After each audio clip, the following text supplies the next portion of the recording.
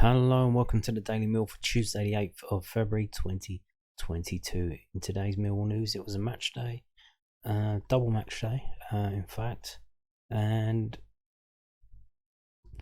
it was what we thought it was going to be. Exactly what we thought it was going to be. Scoreline here, Fulham 3, Millwall 0. Yeah, if you watched the game, I don't know if you watched the game, you didn't watch the game.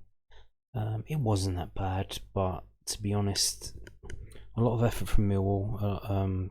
The players put in a real shift, but the lack of quality was there. Few lapses at the back, not enough quality up front, and not enough output up front. Had at least one golden chance from Jed Wallace. And I understand what he's trying to do. He's trying to blast at the keeper's head, because that's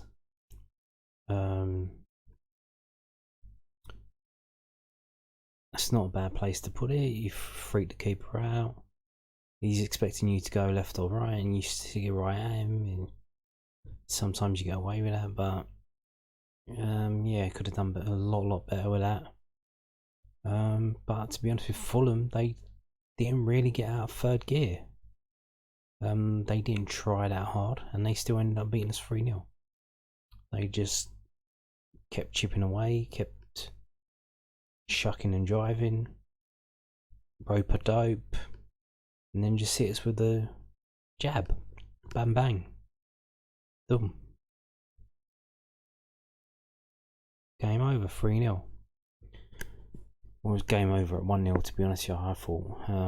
But yeah. So this is the match report from news@den.co.uk. Let's have a little read of this. Alexander Mitrovic scored in either half to condemn Millwall to a fourth defeat in 6 championship games in 2022 as the visitors lost 3-0 at Fulham on Tuesday night. The lethal frontman put the hosts ahead on 29 minutes and doubled his and Fulham's tally 5 minutes after the interval. A close range finish before substitute Bobby D. Cordova Reed made the points safe late on when he tapped home. Millwall have now lost on each of their last 3 trips to Craven Cottage without scoring and remain 15th in the championship standings, 8 points adrift of the top 6.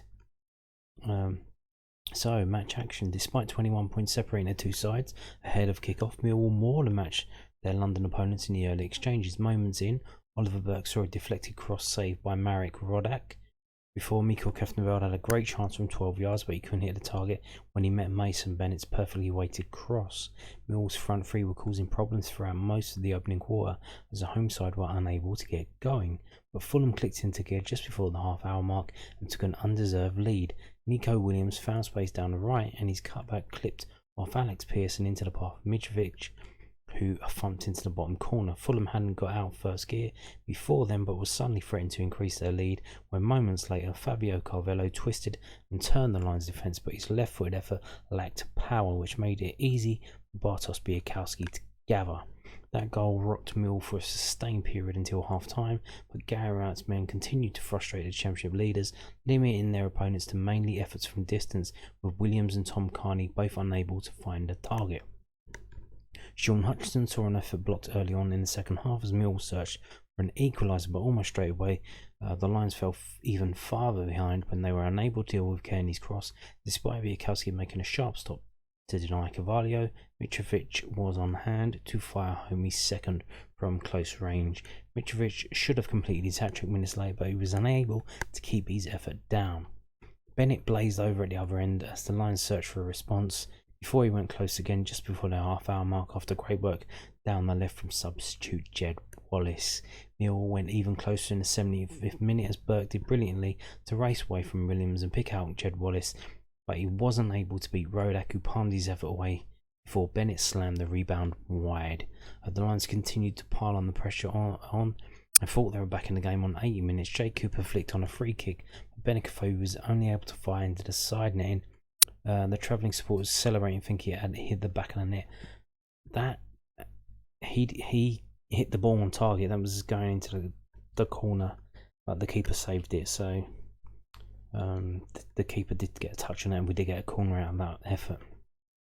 Mill should have been back in the game by the time Carvalho's scuffed effort left De Cordova-Reid with a simple finish 3 minutes from time.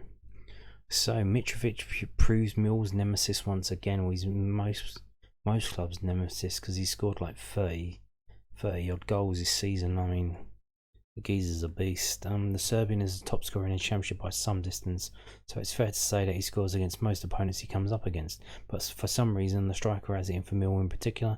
This was his 5th game against the Lions in recent years and his 4th and 5th goal in that period. He netted in both games in the 1920 season and scored the opener at the Den back in August. His 2 strikes here mean that the only time he hasn't found the back of the net when facing Millwall as a Fulham player was in the Cottagers 3-0 victory in South London in April 2018. Fulham might be in a rush to get back to the Premier League, and the Lions will be grateful not to face him next season. Yeah, indeed. But when he got to the Premier League, he didn't really do anything, did he? So Mill showed plenty of spirit, but familiar story going forward indeed. Facing the runaway championship leaders on their own patch was never meant to be an easy task, despite a few early chances and some other efforts that flew comfortably over the bar. Rout's side created very little till the latter stages when the game opened up. Bennett and Burke showed blistering pace at times, but were never either got into dangerous areas, they lacked quality or picked the wrong pass. Phoebe got a little change out of Toshin Dari Bio and Tim Reen, apart from the late chance that he couldn't tuck away. Wallace looked sharp off the bench, teeing up Bennett for a decent chance, and he should have reduced the deficit soon after, but he lacked composure and fired straight at Rodak instead of picking a corner. Exactly. Mill weren't short of fighting spirit, but they continued to lack quality in front of goal and then miss chances when they do come their way. However, on this occasion, they did more than enough to warrant at least 1 goal for their efforts. Indeed. The team was Biakowski, McNamara, Hutchison, Alex Pearce. Alex Pearce came in.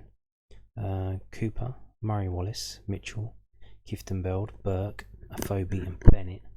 And Jed Wallace came on for Alex Pearce. Freeman came on for Burke. And Tyler Burry came on for Bennett. So there you go. And Scott Malone dropped out of the squad, wasn't even on the bench. So I don't know if he's got an injury or there's something wrong with him. Maybe that explains some of his recent performances, but yeah. So managers' comments. This is from news@den.co.uk as well. Millwall's Gary Rout has challenged for squad with 17 games to go and points to Mitrovic as an example. Millwall's manager Gary Rout wants his side to be more ruthless in the remainder of the season and avoid being a mediocre championship team. Rout pointed to the example of Alexander Mitrovic, who scored twice in Fulham's 3-0 win over the Lions on Tuesday to take his goal tally for the club and country this season to 33 in 34 games. Mill have lost 4 of their last 6 league games, but Rout feels the side are not getting their results the performances have deserved. It's incredibly frustrating, Rout said. If you come to places like this and you just get toned over in a game when you're never in it, then I think you can accept it. But the last 6 or 7 league games, 5 of them I would say have been really good performances, and we haven't got the points we perhaps warrant.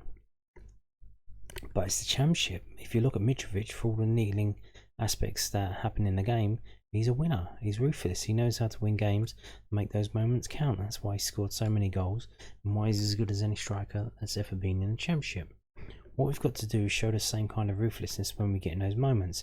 Because we have those moments, we have those chances. We've got 17 games to go. We've got a bit of choice. Really, do we just want to be a mediocre average championship team? Which I think would be a bit unfair because we're better than that, or are we prepared to show in those moments what we've got to do to win the game? Rout was asked if having someone like Mitrovic in your team is the difference. He said, of course, if you have Mitrovic, it could be a different story because you don't have to play as well to win games. That's why the top teams buy the top players. They're the players that make the difference. If you look at Mitrovic, Solanke, Brereton at the moment, clearly they are the players that are defining the top teams and where the top teams are. Of course, you have to have a team around that. It would be unfair just to say that Fulham are a team of Mitrovic. They have a lot of good players, but those moments turn okay performances into winning performances.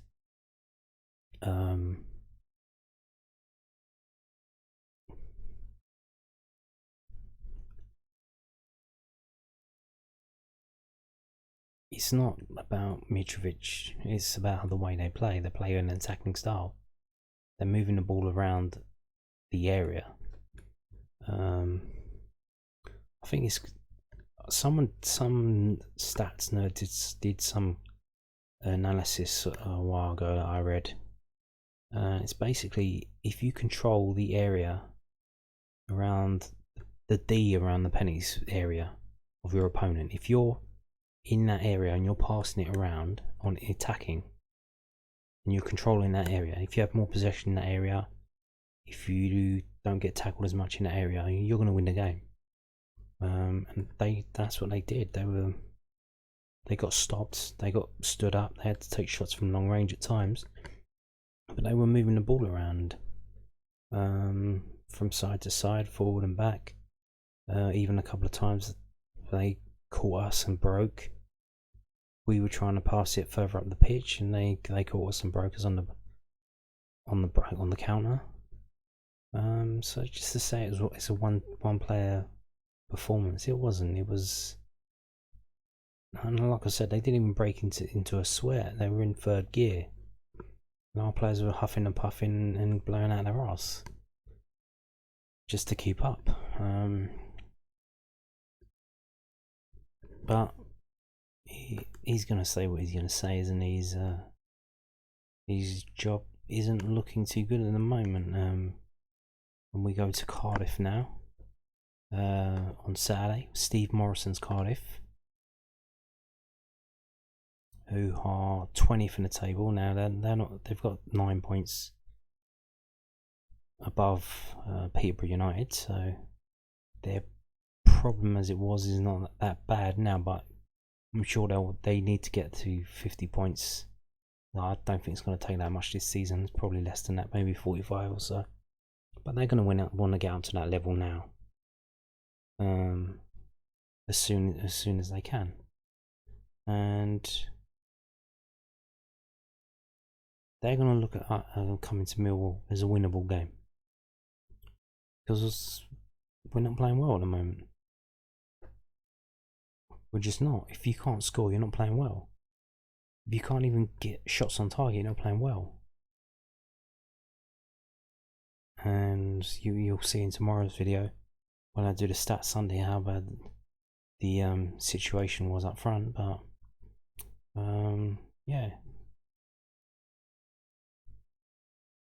in order to win games, you need to score goals. In order to score goals, you need to have shots on target, and in order to have shots on target, you need to have a lot of shots, because there's only a fraction of the shots that you have that are going to be on target. It's just simple distribution mathematics. So anyway, this is the table from bbc.co.uk. You can see we're in 15th, 29 games played, 37 points, 4-point gap from the team above us. 3 teams above us on 41 points, that Coventry, Preston and Blackpool. Coventry fell off, they were in the playoffs at the end of the year. They fell right off down to 12th. We fell off, we were up around 8th, 9th. We fell off down to 15th, so now we're 4 points adrift of the position above us. So that is what it is, isn't it? And you can see here, in terms of the column here, this column here, goals scored, 29 goals scored. There's teams below us that scored more goals than us. Bristol City, 39 goals scored. Birmingham City, 33 goals scored. Cardiff, 31 goals scored. Reading, 33 goals scored. Derby County, 31 goals scored. A handful of teams below us have scored more goals than us. And it's not good enough, is it? It's not good enough.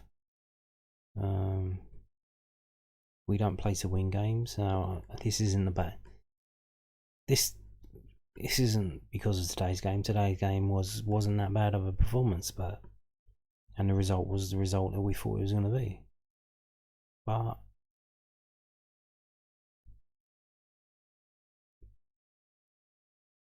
we need to play better. We do, and I want to see that on Saturday against Cardiff. And if I don't, I'm not going to be very happy. There was also another game today. It's double match day today, and this is from Lions TV. We played Mill under 23s played Ipswich under 23s at Calmont Road training ground. The only match reports are from Ipswich fans. I think the Millwall ones get put up tomorrow. So I'm going to read Dan's one from Lions TV. So the under 23s lost 0-2 to Ipswich this afternoon at Calmont Road. Danny Ballard, yes, Danny Ballard, got 45 minutes in the tank on his return from injury and was removed at half time as a precaution. The first half ended goalless, but the visitors took the lead around the hour mark from close range, and the young Lions' jobs got even harder after Tyrese Briscoe was shown a straight red card for a foul on an Ipswich player. With the Lions piling forward late on in search of an equaliser, they were caught on the break and conceded a second in injury time. So there you go. It seemed I was following it on Twitter a little bit. It seemed one of their FAR players got booked for a foul on Tyrese Briscoe, and then literally 2 minutes later he got sent off. So I don't know that he had a bit of afters there on the geezer. He got rolled up about that, but that wasn't good. But yeah, so for the first 45 minutes, 0-0. Danny Ballard on the pitch. I hope he's come through that well. Would be good to see him back. And the team was Wright, Walker, Tenzia, Ballard, Muller, Topolodge, Davis, O'Brien, Briscoe, Abdul Malik, and Allen.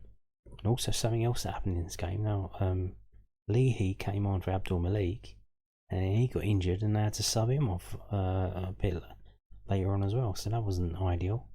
So circumstances conspiring against performance of the under 23s today.